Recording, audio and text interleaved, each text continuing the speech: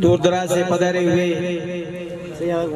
आज के मेहमान सभी को मेरा जय भीम, जय भारत, जय श्री राम। पूर्व वक्ता ने बाबा साहब की जीवनी के बारे में बताई दिया। मैं एक थोड़ी सी बात रख करके मैं मेरी वाणी को विराम दूंगा।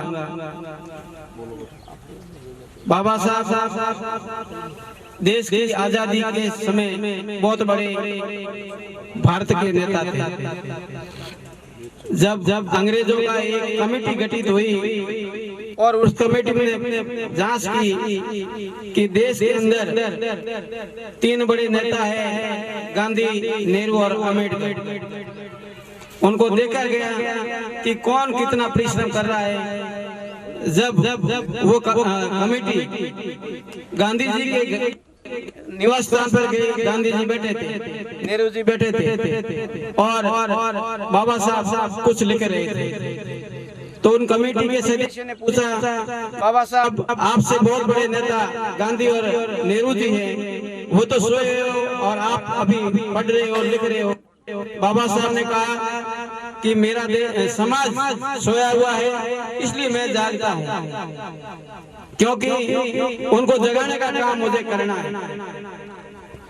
ये बाबा साहब की एक अवधारणा थी। बाबा साहब का एक सपना था कि मेरा समाज एक नई ऊंचाई की ओर पहुंचे और उनके फलस्वरूप आज हम उन महापुरुष की जयंती न केवल भारत में मना रहे हैं बल्कि विश्व के कई देशों के अंदर मनाई जा रही है।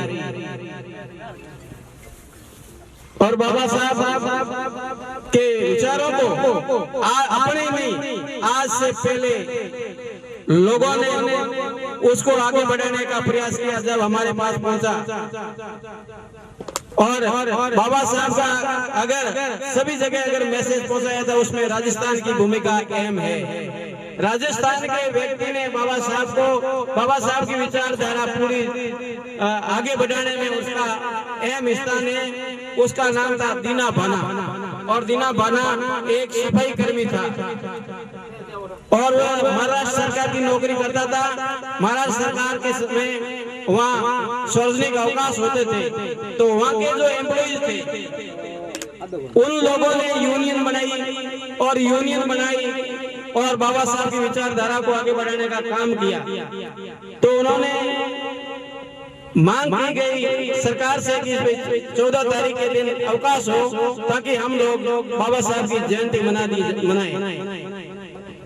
तो सारे लोग हट गए, लेकिन दीना भाना उस दिन वो दफ्तर नहीं गया और उसने अपना काम किया। सरकार ने उसको सस्पेंड कर दिया और उस समय एक बहुत बड़े भारत के रसायन शास्त्री साहब कांशीराम वहाँ नौकरी करते थे। उनको जब ये भनक लगी तो उनके पास गए और उनका सहयोग किया और सहयोग करने के बाद में वो आदमी अपनी नौकरी की लड़ाई जीता। तो साहब कांशीराम ने उस छोटे से आदमी से प्रेरणा लेकर के देश के अंदर बहुत बड़ा मूवमेंट चला। और अगर आज सब जगह मूवमेंट फैला है तो साहब कांशीराम जी का बहुत बड़ा योगदान है, जिन्होंने इस मिशन को आगे बढ़ाया। जब इस क्षेत्र के अंदर मातर फड़ोदी के आसपास एक दो जयंतियां मनाई जाती थी नहीं थी, लेकिन विचारधारा बढ़ी। हम और कृष्णराम जी एक निजी शिक्षण संस्था के अंदर काम करते थे। हमने ये तय किया कि देशों में ही मनाया जाए। तो उस समय इतना तो हमें नॉलेज था ही नहीं कि भाई क्या करना है क्या नहीं करना है। हमने एक बंद कमरे में तय किया। फिर हमारा एक विचार आया कि हम इसको क्यों न विस्तृत बनाई जाए। तो लोगों से पूछा कि क्या करें, तो एसडीएम से परमिशन लानी पड़ेगी, माइक की परमिशन लानी पड़ेगी। तो उस समय शेरगढ़ लगता था, एक दिन कागज देकर आते थे और तीसरे दिन उस कागज को लाना पड़ता था और वो लाकर थाने में देते। पुलिस वाले आते, थोड़ा लगता, नया काम था तो वो इस प्रकार से नहीं हो पा रहा था, थोड़ा भय भी था।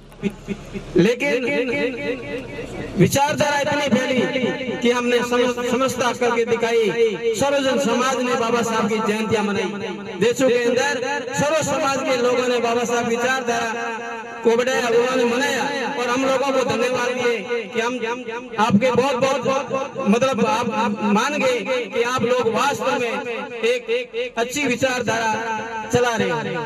और फिर मिशन जुड़ता गया, कारवां बढ़ता गया और बंद कमरे की जगह आज सबसे बड़ी खुशी है कि हम खुले मैदान में हमारी खुद की जमीन में विदाउट परमिशन से बना रहे हैं। कोई परमिशन की जरूरत नहीं, क्योंकि ये जगह हमारी है। हमारे घर में कैसी भी शादी ब्याह जश्न मना सकते हैं, सरकार की कोई पाबंदी नहीं है। सभी जो साथियों ने मेरे आग्रह पर, कमेटी के आग्रह पर जो इस व्यवस्था में सहयोग दिया, उनको मैं बहुत बहुत धन्यवाद देता हूं और भविष्य में भी उनसे आशा करता हूं कि इस कार्य को आगे बढ़ाना है तो आप इसी प्रकार से सहयोग देना। अगली जो कार्यक्रम होगा वह इससे 3 गुना 4 गुना होगा। और मैं शिक्षक साथियों का भी बहुत बहुत धन्यवाद देना चाहता हूं। अध्यक्ष महोदय जी को भी धन्यवाद देना चाहता हूं। वास्तव में अध्यक्ष महोदय एक बड़े मिशनरी है।